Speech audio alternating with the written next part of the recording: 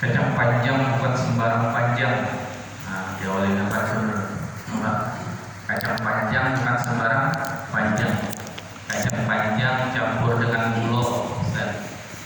Ya, kajian subuh itu ada usaha panjang-panjang. Takutnya aku gak pacar tadi disambungkan bohongi. Alhamdulillah.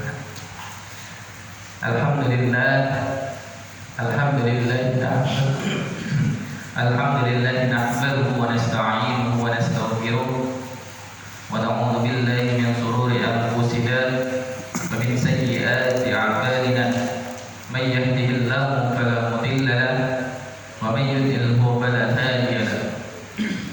Asyhadu an la ilaha illallah wahdahu la syarika lahu wa asyhadu anna sayyidana wa maulana Muhammadan 'abduhu wa rasuluhu la nabiyya ba'dahu.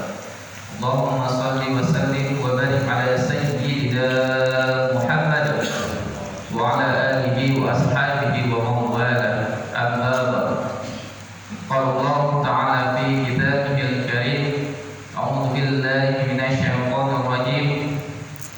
Laqad kana lakum fi rasulillahi uswatun hasanah liman kana yarjullaha wal yawmal akhir wa dzakarallaha katsiran. Surahul Azim. Yang kami hormati para pengurus, ketua Masjid As-Sabirin beserta pengurus dan jajarannya, yang kami hormati, tak lupa pula para jamaah-jamaah yang sempat hadir pada pagi hari ini di Masjid As-Sabirin. Mudah-mudahan kita semua yang berada di sini selalu Allah lindungi, selalu Allah memberikan kemudahan, Allah memberikan kesehatan untuk kita, Allah melancarkan rezeki kita. Walaupun pada saat ini kita lagi dalam musibah. Apa musibah yang sedang kita alami? Yaitu udara yang tidak sedap, polusi udara. Ya, kalau di kota-kota lain itu, kalau Allah beri musibah seperti bencana alam, tsunami, gempa bumi. Namun bagi kita di kota Palembang ini, yang daerahnya jauh dari lautan, jauh dari pegunungan, tapi begitu adilnya Allah memberikan musibah kepada umatnya, kepada hambanya, yakni dengan cara lain, yakni dengan memberikan musibah polusi udara dengan kabut asap yang sangat tebal. Ini semua pasti disebabkan oleh diri kita sendiri, Pak. Ini semua berawal pasti dari perilaku dan oleh orang-orang yang tidak bertanggung jawab. Maka Allah marah dan Allah murka kepada kita. Untuk karena itu kita memohon kepada Allah, meminta kepada Allah. Hampir 2 bulan kita tidak diberi anugerah hujan. Bahkan ada pun hujan, ada tanggalan lain. Kita memohon kepada Allah dengan rangkaian ibadah-ibadah yang disunnahkan, seperti sholat istisqa, sholat meminta turunnya hujan. Dan kita sekali lagi mohon kepada Allah, semoga Allah turunkan hujan, Allah berikan keberkahan kepada kita, dan dihilangkan musibah ini, dan Allah hilangkan kabut asap ini dari diri kita, dari lingkungan kita. Mudah-mudahan Allah lindungi kita dan memberikan kesehatan terus bagi kita dan keluarga-keluarga kita. Amin. Amin ya rabbal alamin. Bapak-bapak jamaah salat subuh Masjid As-Sabirin yang insyaallah selalu dimuliakan oleh Allah Subhanahu wa taala. Pertama-tama marilah senantiasa kita panjatkan rasa puji syukur kita kepada Allah Subhanahu wa taala, yaitu dengan melapaskan alhamdulillahi rabbil alamin.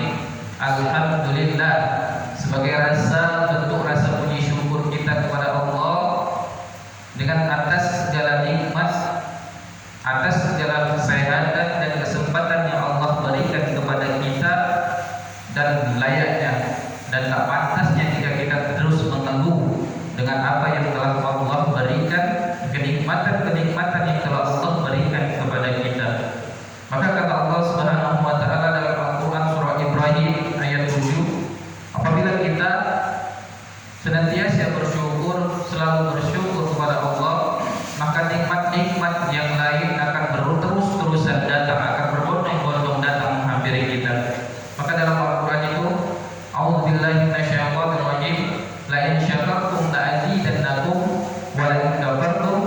inna 'adzabi lasyadid.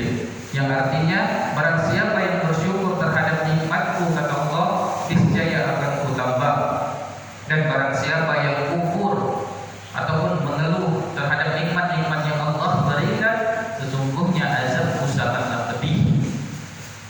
Maka azab seringan-ringannya azab nanti yang akan diberikan oleh Allah kepada hamba-hambanya yang kurang bersyukur, yang paling ringan yaitu masuk dalam api neraka.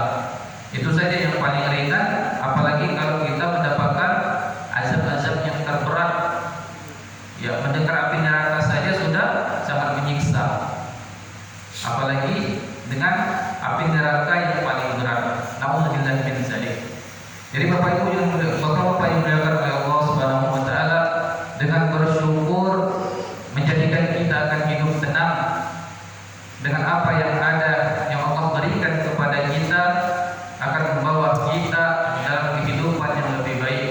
Dan bahkan janganlah sampai kita untuk terus menghitung-hitung nikmat Allah. Apa yang Allah berikan kepada kita tak pantas jika kita untuk menghitung-hitungnya.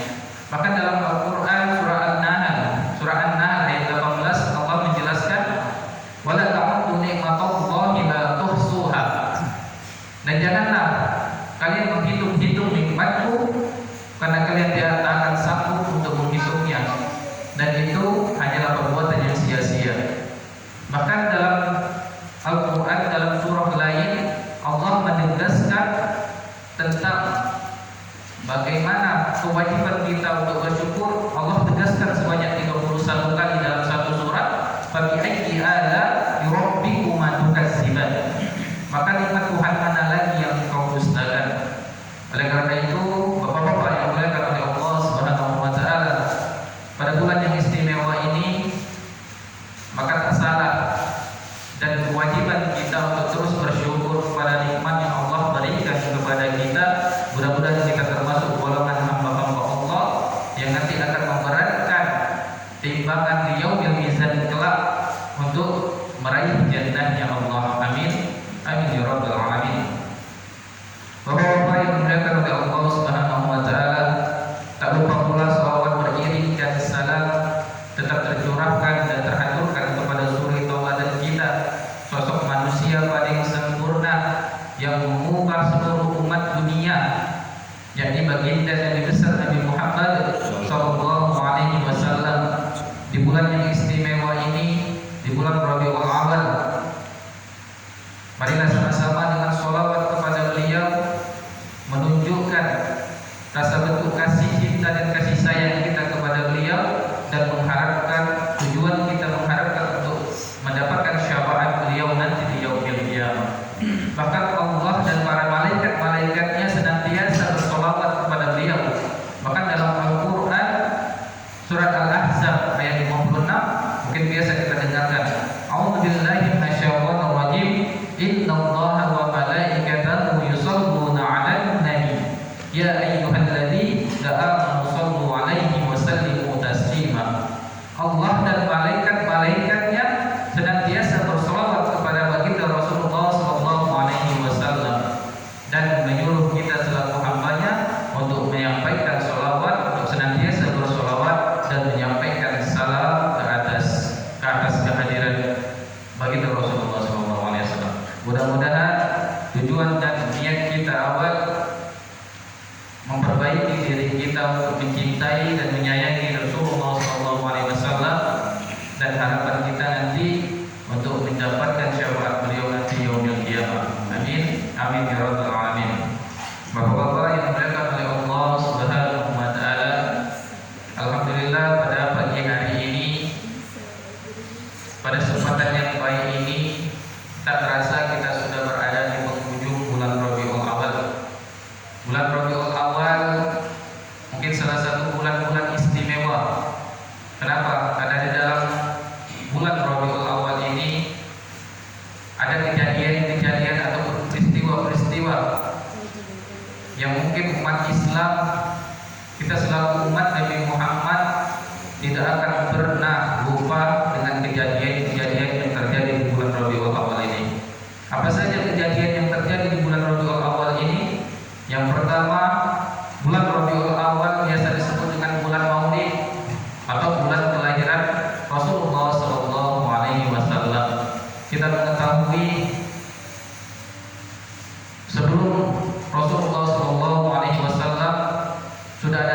tanda-tanda atas kelahiran beliau, dengan tanda-tanda matinya, padamnya api yang dipercaya selama ratusan tahun tidak pernah padam, yang dijadikan Tuhan oleh para kaum Quraisy Majusi.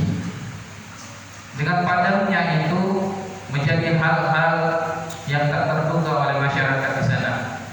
Kelahiran baginda Rasulullah tanda kebaikan, tanda anugerah bagi orang-orang yang mencintai kebaikan, dan musibah besar bagi orang-orang yang mencintai kebakilan atau kezaliman. Jadi bulan Rabiul Awal merupakan bulan kelahiran Nabi besar Muhammad SAW. Tanda-tanda yang selanjutnya di bulan Rabiul Awal bertepatan dengan kelahiran baginda Rasulullah SAW, Allah mengirimkan burung-burung yang datang dengan berbondong-bondong. Wa arsala 'alaihim tayran ababil. Pada saat itu sedang terjadi perang yang sangat dahsyat yang ditunggangi dengan pasukan bergajah yang dipimpin oleh Raja Abraham. Maka Allah kirimkan bertepatan dengan hari di mana Rasulullah dilahirkan, wa arsala 'alaihim tayran ababil, yaitu burung-burung yang datang dengan berbondong-bondong, tarmihim bihijaratin min sijil. Lalu burung-burung tersebut melemparkan batu-batu yang sangat panas yang diambil dari api neraka. Faja'alahum ka'asfin ma'kul, dan menjadikan pada pasukan bergajah mati dan seperti daun-daun yang dimakan oleh ulat. Jadi salah satu peristiwa kejadian-kejadian ataupun tanda-tanda kelahiran Nabi Muhammad SAW, peristiwa yang paling besar yang kita ingat yaitu bertepatan dengan kota Mekah yang sedang diserang dengan tujuan untuk menghancurkan Ka'bah. Namun Allah melindungi kota Mekah dan melindungi Ka'bah Baitullah. Bapak Ibu yang dimuliakan oleh Allah Subhanahu wa taala, bulan Rabiul Awal yang kedua, bulan Rabiul Awal menjadi saksi hijrahnya baginda Rasulullah sallallahu alaihi wasallam dari kota Mekah ke kota Madinah. Rasulullah diutus menjadi nabi dan rasul itu pada usia 40 tahun. Beliau berdakwah menyebarkan agama Allah, agama Islam, yaitu hanya di dua kota, yaitu kota Mekah dan kota Madinah. Di kota Mekah Rasulullah berdakwah menyebarkan agama Islam sebanyak 13 tahun, dan Rasulullah SAW berdakwah di kota Madinah selama 10 tahun. Rasulullah sepanjang hidupnya berdakwah lebih kurang selama 22 tahun, 2 bulan atau 22 hari, atau biasa kita sebut dengan 23 tahun. Jadi Rasulullah SAW sebelum memutuskan untuk berhijrah dari kota Mekah ke kota Madinah, terdapat tanda-tanda kewahyuan yang Allah berikan melalui malaikat Jibril kepada Rasulullah. Selama 13 tahun Rasulullah berdakwah menyebarkan agama Islam. Selama 13 tahun pula Rasulullah mendapatkan wahyu dari Allah Subhanahu wa taala, yaitu berupa ayat-ayat Al-Qur'an, atau biasanya kita sebut kalau Al-Qur'an yang surat-surat Al-Makkiyah, biasanya itu maka dikatakan dengan surat-surat yang diturunkan di kota Mekah. Pada saat itu Rasulullah memutuskan untuk berhijrah dari kota Mekah ke kota Madinah. Dengan selama 13 tahun di kota Mekah, lalu beliau memutuskan untuk berhijrah ke kota Madinah. Beliau berhijrah lalu pasti banyak dengan terima tantangan ataupun ujian. Beliau sangat dibenci oleh para kaum kafir Quraisy. Pada saat beliau bersama sahabatnya Abu Bakar As-Siddiq, beliau sedang dalam perjalanan menuju kota Madinah. Pada saat itu beliau mengetahui bahwa beliau sedang ditunggu oleh para kaum Quraisy untuk membunuh Nabi Muhammad dan para sahabatnya. Namun dengan kasih sayang Allah, Allah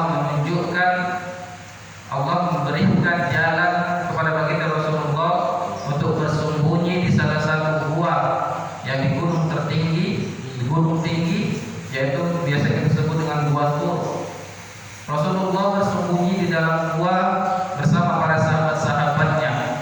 Allah melindungi Rasulullah yaitu dengan memutus seekor laba-laba untuk membuat sarang di mulut gua tersebut. Oleh karena itu pada saat itu para kaum kafir Quraisy tersebut tidak mengetahui bahwa Rasulullah sedang berada di dalam gua. Jadi dengan adanya Allah memutus laba-laba untuk membuat sarang di dalam mulut gua tersebut, kafir Quraisy merasa kebingungan, merasa heran dan tidak mengetahui, tidak percaya bahwa Rasulullah berada di dalam gua tersebut. Maka Allah melindungi baginda Rasulullah salah satunya dengan memutus laba-laba untuk membuat sarang di tempat persembunyian baginda Rasulullah SAW. Lalu beliau melanjutkan perjalanan setelah bersama dan sampailah di kota Madinah. Selama 10 tahun Rasulullah menyebarkan agama Islam di kota Madinah sembari menerima wahyu dari Allah Subhanahu wa taala, atau biasanya kita sebut atau biasanya kita baca yang surat-surat yang turun di kota Madinah, yaitu surat-surat Al-Madaniyah. Jadi itulah peristiwa-peristiwa yang ada di bulan Rabiul Awal. Yang pertama bulan kelahiran Nabi besar Muhammad SAW, dan yang kedua bulan Rabiul Awal menjadi saksi hijrahnya Rasulullah dari kota Mekah dan kota Madinah. Bapak yang dimuliakan Allah Subhanahu wa taala, yang ketiga bulan Rabiul Awal merupakan bulan dari mana bulan wafatnya baginda Rasulullah SAW. Kita mengetahui Rasulullah wafat di usia 63 tahun. Beliau wafat di kota Mekah. Pada saat itu Rasulullah SAW telah berbaring sakit dan bersiap untuk menghadapi sakaratul maut.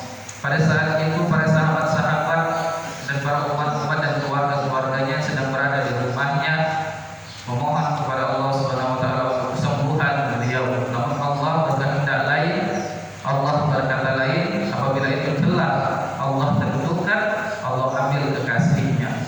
Maka sebelum Allah mengambil baginda Rasulullah SAW, anaknya Sayyidah Fatimah pernah bertanya kepada Rasulullah, "Ya Rasulullah, apakah sakaratul maut itu sangat sakit?" Maka Rasulullah berjawab, "Sakitnya luar biasa, sakitnya sangat tidak bisa dirasakan lagi. Aku tidak sanggup jika melihat umatku nanti akan mengalami hal yang sama seperti apa yang aku rasakan pada saat ini. Aku tidak sanggup jika umatku kelak merasakan sakit yang sangat luar biasa, sakitnya sakaratul maut ini."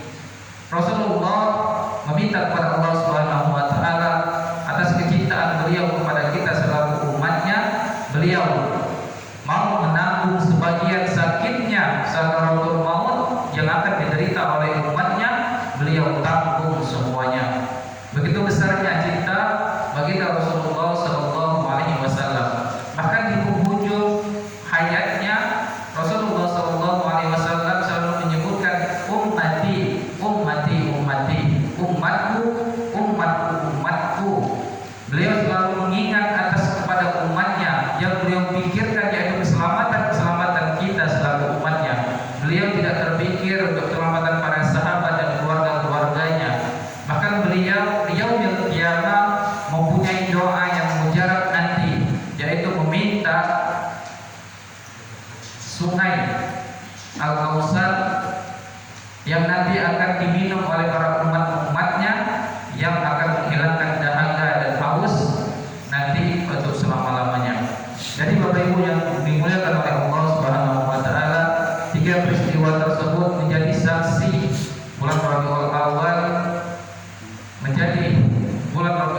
menjadikan saksi bahwa daripada kelahiran dan hijrahnya bahkan kematian beliau yang terjadi pada bulan ini.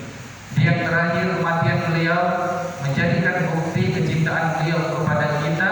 Maka saya mengajak Bapak Ibu sekalian merenungkan lalu bagaimana kecintaan kita kepada Rasulullah SAW. Sudahkah kita menjadikan beliau sebagai suri tauladan kita? Sudahkah kita mengamalkan sunnah-sunnahnya? Bahkan sudahkah kita senantiasa untuk bersolawat kepada Rasulullah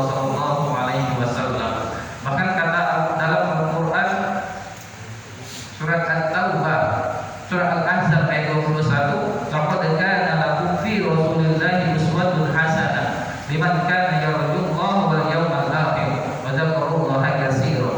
Sesungguhnya telah ada pada diri Rasulullah sallallahu alaihi wasallam itu suri tauladan yang baik bagimu, yaitu bagi orang-orang yang mengharapkan rahmat Allah dan kedatangan hari kiamat dengan banyak menyebut nama Allah.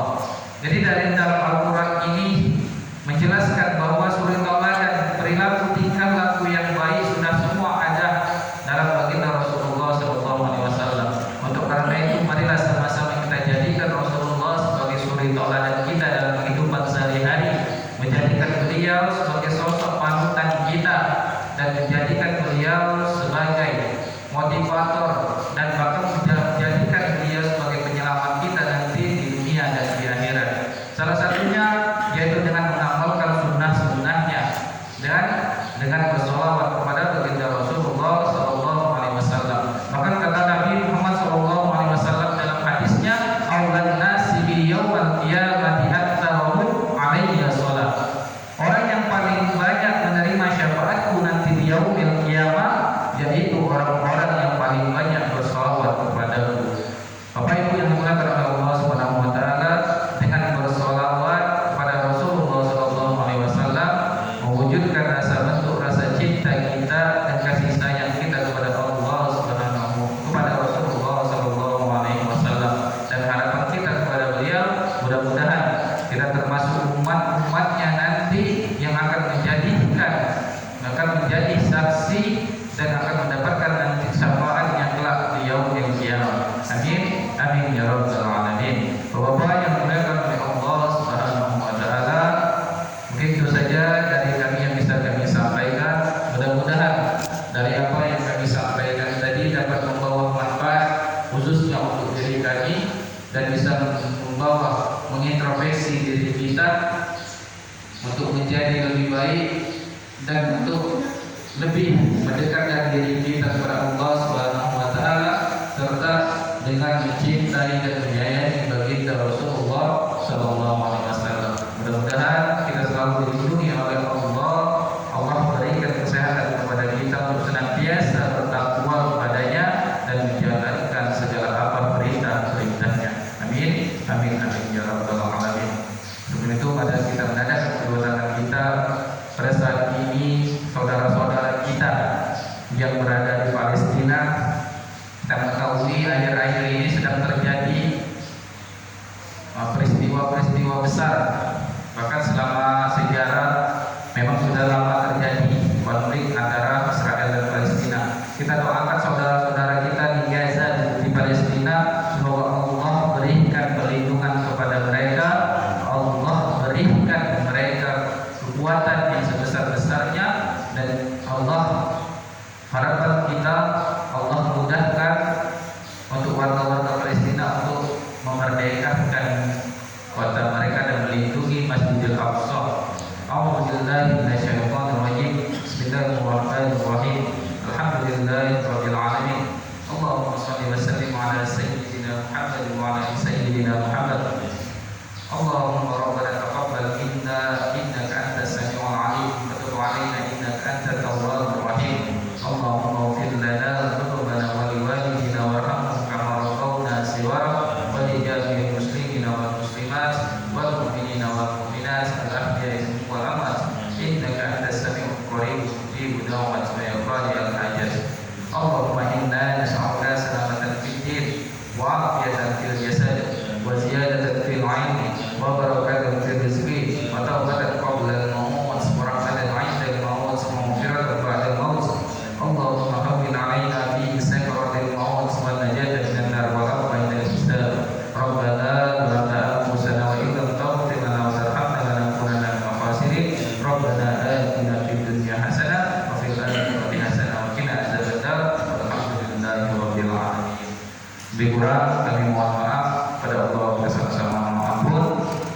Bila tertimpa hidayah.